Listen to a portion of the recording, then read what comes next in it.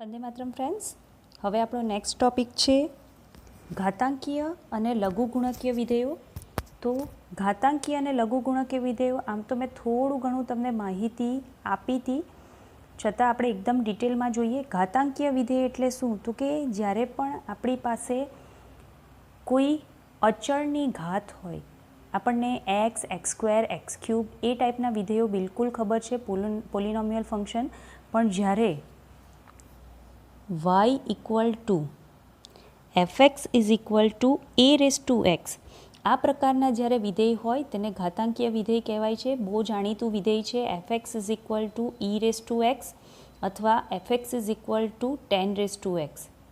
Okay, તો આ બંને ખૂબ જ જાણીતા વિધેય છે, e રેસ ટુ x અને 10 રેસ ટુ x. e એટલે 2 અને 3 વચ્ચેની સંખ્યા છે, 10 રેસ ટુ x આપણે જાણીએ જ છે. ઓકે, હું હમણાં તમને થોડીક ડિસ્કશન આલેખની કરીશ. પણ ઘાતાંકીય વિધેય એટલે શું? તો કે અચળની ઘાત જ્યારે હોય ચલ, ત્યારે એને ઘાતાંકીય વિધેય કહે છે. ટેક્સ્ટબુકમાં મિત્રો થોડી ઘણી ચર્ચા કરી છે ગ્રાફની. કયા ગ્રાફ? તો કે y equal to x, y equal to x square, y equal to x cube, x raise to 4. તો જ્યારે હું વાત કરું ગ્રાફની, થોડીક ડિટેલમાં જોઈએ, તમને થોડું ઘણું કામ લાગશે જેઈમાં પણ અને ફિઝિક્સમાં પણ. તો y ઇક્વલ ટુ એક્સ એટલે કે આપણું આઈડેન્ટિટી ફંક્શન, એનો ગ્રાફ મને ખબર છે, સીધી રેખા આવે છે. તો આ y ઇક્વલ ટુ એક્સનો ગ્રાફ છે. હવે થાય શું છે? તો કે જેમ જેમ ઘાતાંકીય વિધેયની વાત કરું એમ એમ 0થી 1માં ધીરે ધીરે વધશે, 0થી 1માં ધીરે ધીરે વધશે. પણ જેમ જેમ તમારી ઘાત વધતી જશે, આ suppose y equal to x સ્ક્વેરનો ગ્રાફ છે, તો y ઇક્વલ ટુ એક્સ ક્યુબનો ગ્રાફ વધારે ઝડપથી ઉપર જશે, y ઇક્વલ ટુ એક્સ ક્યુબનો થઈ જશે. મિત્રો થોડી ઘણી ફિગર એક હાથે ડ્રો કરવાને લીધે થોડીક આમ તેમ થઈ શકે, તમને વધારે ક્લિયર એકદમ સમજ પડવી જોઈએ. અહીંયા બધા 1 પાસે છેદે છે, હું હમણાં તમને ટેક્સ્ટબુકમાં બતાવું. y equal to x raise to 4 શું થશે? તો કે 1 પાસે બધા એકબીજાને છેદશે.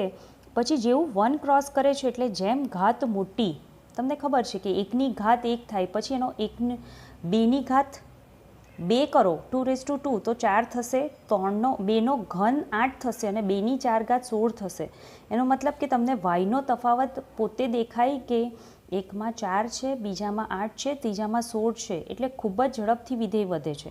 અને જ્યારે tan ફંક્શનની વાત કરું તો tan રેસ એક્સ એ ફરીથી તમારું એક્સ, tan રેસ ટુ એક્સનો ગ્રાફ પણ 0 પાસે છેદશે y અક્ષને, અને પછી એ ગ્રાફ પણ કંઈક આવો આવે છે, y is equal two 10 raise to x. આ તમારું 0, 1 બિંદુ છે અને આ તમારું 1, 1 બિંદુ છે. આ બધા વિધેય અહીંયા એક્સ અક્ષ પર જો એક્સની 2 ઘાત, 1ની 2 ઘાત પણ 1, 1ની 3 ઘાત પણ 1, 1ની 4 ઘાત પણ 1, એટલે 1, 1 પાસે છેદશે, ત્યાર પછી ક્યાંય છેદશે નહીં અને ખૂબ જ ઝડપથી બધા વિધેયો આગળ વધે છે. હું તમને ટેક્સ્ટબુકમાં જો ગ્રાફ બતાવું તો આ તમે જોઈ શકો, જુઓ 1 પાસે બધા છેદે છે. આ y ઇક્વલ ટુ એક્સ તમારું ફંક્શન છે. પછી એક્સ સ્ક્વેર 0થી 1માં જેમ જેમ ઘાત મોટી એમ નાનું થશે. સપોઝ 0.1ની હું 2 ઘાત કરું તો 0.01 થાય, 0.1ની 3 ઘાત કરું તો 0.001 થાય, અને 0.1ની 4 ઘાત કરું. 0.1 એટલે શું? તો કે 1/10, 1/10ની 2 ઘાત એટલે 1/100, 1/10ની 3 ઘાત એટલે 1/1000 અને 4 ઘાત એટલે 1/10,000. એટલે જેમ જેમ જેમ કિંમત તમારી 0થી 1ની વચ્ચે હશે તેમ ઘાત વધારશો એમ કિંમત નાની થશે. એટલે આ જે છે તે તમારો એક્સ સ્ક્વેરનો ગ્રાફ છે, આ તમારો એક્સ ક્યુબનો છે અને આ એક્સ રેસ ટુ 4નો છે. મેં કીધું ને કે જેમ ઘાત નાની એમ નજીક હશે, મોટી હશે. ક્યુબ કરતાં સ્ક્વેરવાળી મોટી હશે, પછી ક્યુબવાળી અને પછી એક્સ રેસ ટુ 4વાળી, અને આ તમારો 10 રેસ ટુ એક્સનો ગ્રાફ. અહીંથી આવીએ y equal two fx equal to a raise to x. ઘાતાંકીય વિધેય છે જ્યાં તમારે એક વસ્તુનું ધ્યાન રાખવાનું છે કે ઘાત જે તમારો આધાર છે એ આધાર એ 1 કરતાં મોટો હોવો જોઈએ. આગળ આપણે વાત કરી જ છે કે ઘાતાંકીય વિધેય આરમાં સતત છે તો એનો ડોમેન તમારો આર થશે, પ્રદેશ આર થશે. વિસ્તારની વાત કરીએ તો વિસ્તાર તમને દેખાય છે અહીંયા કે શું થશે તો કે ધન વાસ્તવિક સંખ્યાઓ મળશે. જેમ એ છે એની ઘાત તમે ગમે તે લઈ લો, એ ધન છે એટલે એની ધન કિંમતની તમે ધન સંખ્યાની ગમે તે ઘાત લો, જવાબ તમારો ધન જ આવવાનો છે એટલે વિસ્તાર તમારો આર પ્લસ થશે. ત્રીજી એક પ્રોપર્ટી જે તમને બધાને ખબર જ છે, આપણે ઘણી બધી વાર યુઝ કર્યું છે કે a⁻0 એટલે 1 થાય. ચોથી એક વાત કરું કે ઘાતાંકીય વિધેય હંમેશા વધતું વિધેય છે. જો ખૂબ જ ઝડપથી વધે છે પણ વધતું વિધેય છે.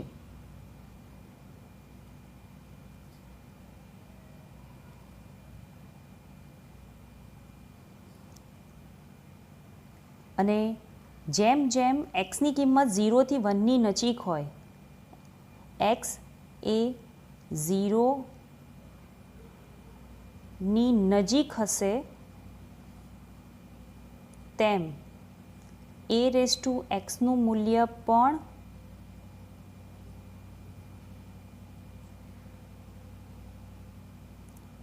a⁻x મૂલ્ય પણ તમારું શું થશે તો કે 0ની નજીક હશે પણ ટચ નહીં કરે. a⁻x મૂલ્ય પણ 0ની નજીક હશે પણ છેદશે નહીં. જો અહીંયા દેખાય છે કે શું થશે તો કે જેમ જેમ 0ની નજીક છે તેમ ગ્રાફ તમારો કંઈક આમ જાય છે. આ મૂલ્યો છે, આ તમારી એક્સ અક્ષ અને આ તમારી વાય અક્ષ, પણ છેદશે નહીં. ઓકે, જેમ જેમ જેમ જેમ ઘાત વધતી જશે એમ 0ની નજીક જશે પણ ત્યાં છેદશે નહીં. હવે વાત કરીએ જે 10 આધારવાળો છે, 10⁻x, 10 આધારવાળા ઘાતાંકીય વિધેયને સામાન્ય ઘાતાંકીય વિધેય કહે છે. આપણે જનરલી મેથ્સમાં ઈનો ઉપયોગ કરીએ છીએ, પણ જે 10 આધારવાળો છે 10⁻x એટલે કે 10 આધારવાળા ઘાતાંકીય વિધેયને સામાન્ય ઘાતાંકીય વિધેય કહેવાય છે. કોમન એક્સપોનેન્શિયલ ફંક્શન કહે છે. આપણે જનરલી મેથ્સમાં શેનો ઉપયોગ કરશું, આ વસ્તુ પણ મેં તમને વારંવાર કહી છે કે આપણે ગણિતમાં સામાન્ય રીતે ઈનો આધાર તરીકે ઉપયોગ કરીએ છીએ. આધાર તરીકે ઉપયોગમાં લઈશું, જેને કહેવાય છે એટલે કે fx = e⁻x. જે આધાર છે એને કહેવાય છે પ્રાકૃતિક, પેલું કહેવાય છે સામાન્ય અને આ કહેવાય છે પ્રાકૃતિક ઘાતાંકીય વિધેય, નેચરલ એક્સપોનેન્શિયલ ફંક્શન. ઓકે, 10 જ્યારે આધાર હોય ત્યારે એને કહેવાય છે પ્રાકૃતિક, 10 જ્યારે આધાર હોય ત્યારે એને કહેવાય છે સામાન્ય એટલે કે કોમન એક્સપોનેન્શિયલ ફંક્શન, અને e⁻x એટલે કે આધાર હોય તો એને કહેવાય છે પ્રાકૃતિક ઘાતાંકીય વિધેય, નેચરલ એક્સપોનેન્શિયલ ફંક્શન. ઓકે, હવે આના પરથી આપણે જ્યારે જવું હોય લઘુગુણક તરફ, મારું ફંક્શન શું હતું, fx = a⁻x. ઓકે, હવે એ જ વસ્તુ a⁻x ને સપોઝ હું બી ધારી લઉં તો અહીંયા જો હું એક્સને કરતાં બનાવું તો મારે બંને બાજુ log a લાગુ પાડવું પડે. તો એ થઈ ગયું તમારું log a આધાર બી. શું થઈ ગયું તો કે આનો log થઈ ગયો, આ આગળ જશે અને બી આધારમાં. ઓકે, તો આવા વિધેયને તમે કહી શકો લઘુ ગુણકીય વિધેય. ઉલટું કર્યું આપણે. શું કરવાનું છે તો કે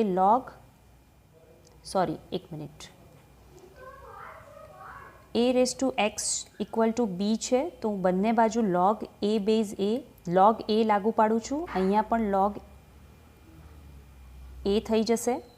ઓકે, આ એક તો પહેલો લઘુ ગુણકીય નિયમ છે. હમણાં હું તમને નિયમો બતાવું છું કે જ્યારે બંને સરખા હોય ત્યારે જવાબ 1 થશે. આ જે ઘાત છે એ ઘાત આગળ આવશે. ઓકે, એટલે આ 1 થઈ ગયું, ઘાત આગળ આવી ગઈ અને આ થઈ જશે log b બેઝ a. એટલે અહીંયા જે આધાર છે એ લોગના આધારમાં જશે. અહીંયા જે આધાર છે એ લોગના આધારમાં જશે. મિત્રો, થોડાક મેં સંકેતો ટેક્સ્ટબુક કરતાં અલગ લીધા છે. ઓકે, એટલે કન્ફ્યુઝ નહીં થતા. ટેક્સ્ટબુકમાં a અને અહીંયા b આપ્યું છે, આપણે સંકેતો થોડા બદલ્યા છે. ફરીથી એકવાર સમજાવી દઉં તમને. તો કે આપણી પાસે છે a raise to x equal to b. તો બંને બાજુ પહેલાં તો હું log a બેઝ લાગુ પાડું છું. અહીંયા a રેઝ ટુ એક્સની ઘાત છે અને અહીંયા છે b. ઓકે, આપણે બંને બાજુ log આધાર a લાગુ પાડ્યો છે. ઓકે, આ જે ઘાત છે એ ઘાત આવશે આગળ, એને કહેવાય છે ઘાતનો નિયમ. અને આ મૂલ્ય થઈ ગયું 1. આધાર અને અહીંયા x બંને સમાન હોય ત્યારે જવાબ 1 આવે છે. અને આ થઈ ગયું તમારું log b બેઝ a. એટલે એક્ઝેક્ટલી જો મારે અહીંયાથી ડાયરેક્ટ આના પર આવવું હોય તો શું કહી શકાય તો કે જો x લખો છો તો આ જે આધાર છે એ લોગનો આધાર જઈશ. એક્સની ઘાત તમારી આગળ આવી ગઈ, એક્સ પદ તમારું આગળ આવી ગયું જે ઘાતમાં છે તે, અને અહીંયા જે આધાર હતો તે સરખીને સામે આધારમાં જતો રહ્યો. જેમ આપણે ગુણાકારમાં હોય તો ભાગાકારમાં કરીએ છીએ એ જ રીતે જ્યારે ઘાતમાં હોય ત્યારે શું કરવાનું છે તો કે log અને આ આધાર લેવાનો.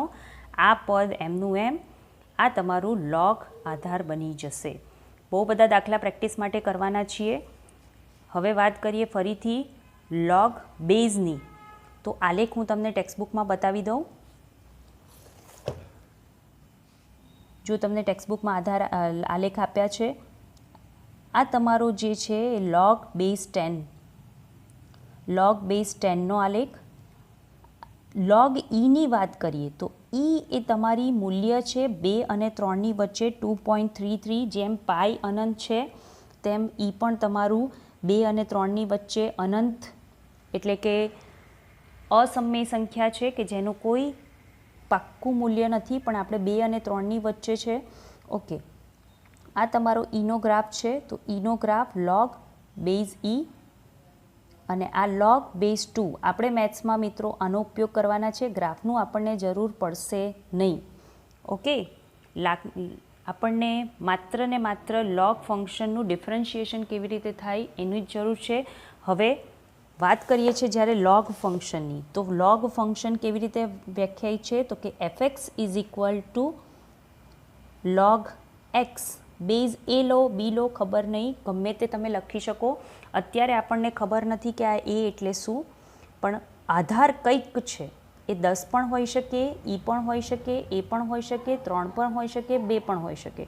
ઓકે, ચલો ફરીથી જે રીતે ઘાતાંકીય વિધેયમાં મુદ્દા નોટ ડાઉન કર્યા હતા એમ લઘુગુણકમાં પણ કરીએ તો એક વસ્તુ ક્લિયર છે કે લોગની ક્યારેય ઋણ મૂલ્ય મળતું નથી. તમે જોવા જાઓ તો ઇન્વર્સ વિધેય છે કોનું તો કે ઘાતાંકીય વિધેયનું. ઇન્વર્સનું પ્રતિવિધેય છે એટલે વિસ્તાર ઉલટો થશે. તો લઘુગુણકીય લોગ ફંક્શન એનો ડોમેન છે તમારો R+. ડોમેન છે R+. તો લઘુગુણકીય પ્રદેશનો લઘુગુણકીય વિધેયનો પ્રદેશ છે R+. જ્યારે વિસ્તાર રેન્જ તમારી આખી R થશે, તમને બધા જ મૂલ્યો મળે છે એમાં. જ્યારે વાત કરીએ છીએ લઘુગુણકીય વિધેયની ત્યારે એમાં બધા જ મૂલ્યો શક્ય છે. ત્યાર પછી લઘુગુણકીય વિધેય સતત વધતું વિધેય છે. જેમ ડાબીથી જમણી તરફ જશું એમ આલેખ ઉપર તરફ જશે, એટલે વધતું વિધેય છે. વાત કરું છું એના નિયમોની. લોગના નિયમો. તો પહેલો નિયમ, જો log a plus log b હોય, આધાર સરખો છે. અત્યારે કશું નથી લખતી તો તમે એમ સમજી શકો કે આધાર e છે. જો બંનેનો આધાર સરખો હોય તો તમે log a ઇન્ટુ b લખી શકો. આધાર સરખો હોય તો તમે સરવાળાને બદલે ગુણાકાર લખી શકો. As for example log 2 plus log 3. હવે તમે લોગેરિધમ ટેબલમાં જોવા જાઓ તો તમારી પાસે 10 બેઝ માટે log 2 છે, log 3 પણ છે. તો તમે log 2 પ્લસ log 3 કરો કે log 6 કરો, બંનેનો ગુણાકાર કરીને જવાબ સરખો મળશે. એ જ રીતે બીજો નિયમ છે ભાગાકારનો. આને કહેવાય છે ગુણાકારનો નિયમ. લઘુગુણક માટે ગુણાકાર કહી શકો, સરવાળો કહી શકો. એ જ રીતે અહીંયા ભાગાકારનો નિયમ. તો શું કહે છે? તો કે log a minus log b. ફરીથી આધાર સરખો હોય તો જ લાગુ પડશે. log a બાય b એટલે કે એઝ ફોર એક્ઝામ્પલ એવું છે કે log 4 માઇનસ log 2. આવું જો છે તો તમે સીધું આમ કહી શકો 4/2 એટલે જવાબ તમારો આવી જશે log 2. તમે ચેક કરી શકો 10 બેઝ માટે તમારી પાસે કિંમતો છે જ. log 4 માઇનસ log 2 કરો કે ડાયરેક્ટ log 2 જુઓ, જવાબ સરખો આવશે. ત્રીજો છે ઘાતનો નિયમ. આ સૌથી ઇમ્પોર્ટન્ટ કે ભાઈ લોગની સાથે જે ચલ છે એ ચલે જો ટોપી પહેરી હોય ને તો લોગને ગમતું નથી. ચલ એકલો ટોપી પહેરે ને તો લોગને નથી ગમતું. એટલે શું કરે છે? ટોપીને એમ કહે છે કે ભાઈ ખસી જાય. એટલે ટોપી આગળ આવીને બેસી જાય છે. ફક્ત ચલની ટોપી છે તો જ ખસશે, લોગની આખાની ટોપી હશે તો નહીં. જુઓ, આમ હશે રેઝ ટુ n તો તમે આમ નહીં લખી શકો. આખાની ટોપી લોગને ચાલશે, હું ને તું બંને પહેરીએ તો ચાલે, પણ એકલો એક્સ પહેરે તો લોગને ના ગમે. એટલે શું કરે છે? તો કે ટોપીને ધક્કો મારીને એક્સ આગળ મોકલી આપે છે. તો આને કહેવાય છે ઘાતનો નિયમ. ત્યાર પછી છે આધાર પરિવર્તનનો નિયમ. આ સૌથી ઇમ્પોર્ટન્ટ અને બહુ ઇન્ટરેસ્ટિંગ નિયમ છે, આધાર પરિવર્તનનો નિયમ. તો આમાં શું થાય છે? તો કે સપોઝ મારે આધાર ચેન્જ કરવાની જરૂર પડે છે ક્યારેક. log b બેઝ a છે, મારે સપોઝ આધાર e જોઈએ છે અથવા 10 જોઈએ છે. તમે ફિઝિક્સ અને કેમેસ્ટ્રીમાં ઉપયોગ કરશો તો શું થાય છે? તો કે આવી રીતે તમે આધાર ચેન્જ કરી શકો. ભાગાકાર લાગુ પાડી દો અને અહીંયા જે બેઝ છે એ નીચે પાછો જતો રહેશે તમારો ચલની જગ્યાએ. તમે પછી અહીંયા e લખો, 10 લખો કે કોઈ પણ નંબર તમે લખી શકો. આ પણ તમારો ઇમ્પોર્ટન્ટ નિયમ છે, આધાર પરિવર્તનનો નિયમ. જ્યારે પણ તમારો બેઝ e કે 10 ન હોય, ત્યારે તમારે જો લાવવો હોય તો તમારે આ ઉપયોગ કરવાનો. શું કરવાનું? તો કે log b એમનું એમ રાખો. એ આધાર છે એ નીચેના પદમાં log સાથે જોડાશે અને e તમારો આધાર. e લખો, 10 લખો, 2 લખો, તમારે જેની જરૂર હોય તમે લખી શકો. તો આ છે તમારા આધાર પરિવર્તનનો નિયમ. લઘુગુણકીય અને ઘાતાંકીય વિધેયો બંને ખૂબ જ ઉપયોગી, ખાસ કરીને ડિફરન્શિએશનમાં ખૂબ જ ઉપયોગમાં આવે છે. એક છે તમારું a raise to x, fx is equal to a raise to x, અને બીજું આ જ આનું જ પ્રતિવિધેય. ઘાતાંકીય અને લઘુગુણકીય બંને એકબીજાના પ્રતિવિધેય છે. બીજું છે તમારું log x. બેઝ તમે a લખો, b લખો, 10 લખો, e લખો, ચાલે. ઓકે, તો મિત્રો આટલી વસ્તુઓને ધ્યાનમાં રાખશો. તમને સૂત્ર ખબર જ છે, d/dx of a raise to x હોય તો a raise to x into log a થશે. શું કરવાનું છે? તો કે log a વડે ગુણવાનું છે. d/dx of e raise to x તો એનું થશે log e base e into e raise to x. પણ આ મેં તમને કીધું એ પ્રમાણે કે આ કિંમત 1 થાય છે, આ કિંમત તમારી 1 થાય છે. ઓકે, પાંચમો નિયમ તમે લખી દેજો કે log અહીંયા અને અહીંયા બંને જગ્યાએ કિંમત સરખી છે તો જવાબ તમારો 1 આવશે. એ 10 બેઝ 10 હોય, e બેઝ e હોય કે ગમે તે હોય તો આ તમારું નીકળી જશે. એટલે તમારું e રેઝ ટુ એક્સનું વિકલન e raise to x, a raise to એક્સનું વિકલન a raise to x into log a, અને d/dx of log x, d/dx of log x, log xનું વિકલન 1/x થાય કમ્પલસરી આધાર ઈ હોવો જોઈએ. જો નહીં હોય તો લાવવાનો, આ રીતે ચેન્જ કરીને અને પછી વિકલન લાગુ પાડવાનું. આને રિલેટેડ સમ્સ આપણે ડેફિનેટલી જોશું નેક્સ્ટ ટાઈમ. આજ પૂરતું જે પ્રતિવિધેયનું તમને મટીરિયલ મોકલ્યું છે તે એની ખૂબ જ પ્રેક્ટિસ કરો અને આટલી વસ્તુ ફક્ત ધ્યાનમાં રાખજો. ગ્રાફ મેં તમને બતાવ્યા છે, ટેક્સ્ટબુક માટે કામના નથી, કોઈ પૂછતું નથી, જેઈ માટે તમે યાદ રાખી શકો.